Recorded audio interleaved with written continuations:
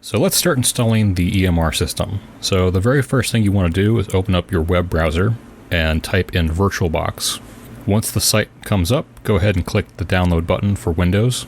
VirtualBox will start to download, and once it's been downloaded, go ahead and click on it to run the installer. From here, you can just leave everything as default and just click through the menus to install VirtualBox. While this is installing, you may need to also download another program called 7-Zip. If your computer doesn't already have this program, go ahead and download it and install it. Use the Windows build at the top here. Something that may happen is Windows might come up, say that you're missing a redistributable package, specifically the C++ 2019 package.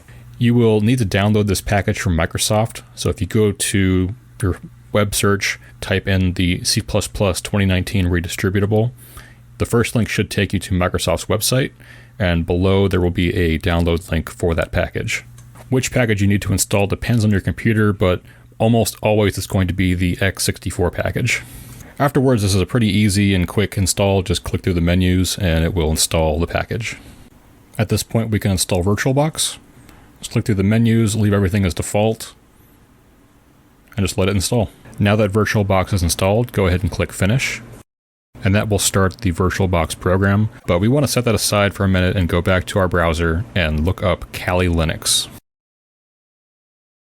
On the first result, click on Download, then select Virtual Machines.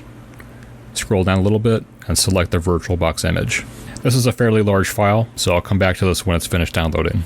So once you have Kali Linux downloaded, you want to go to your Downloads folder, right-click on the file, select 7-Zip, and then extract files here. That will extract it to a folder. So open up the folder, go to the blue icon, which is the VirtualBox machine, double click on it, and that will load this virtual machine into VirtualBox automatically. Now it's a good idea to make a restore point in case something goes wrong. So in the VirtualBox program, click on this icon and then select Snapshots. Then click on the Take button, and I'm going to name this Post Install. This snapshot can now be used to reset the virtual machine back to factory default settings if something goes wrong. So now click on the Start button to start up the virtual machine. The default username and password is Kali lowercase. And I'm going to click on Maximize to enlarge the window. And right here you have the basic install of Kali Linux. So now we want to start installing the EMR. So go ahead and open up Firefox. And in the search bar, go to HTM Workshop's GitHub. Once there, click on Repositories and scroll down until you see the HackEMR. Once there, click on Code and then click on Download Zip File. Once it's been downloaded, go ahead and open the zip file. And I'm just going to extract the contents onto the desktop. And from here, we can close out of the zip file and Firefox. Now go to the folder with the extracted files, open it up. And in here, we'll have an install.sh file. This is the main file for the install script. So we want to right-click on it and then go to Open in Terminal. In the terminal window, we want to use the command sudo /install.sh.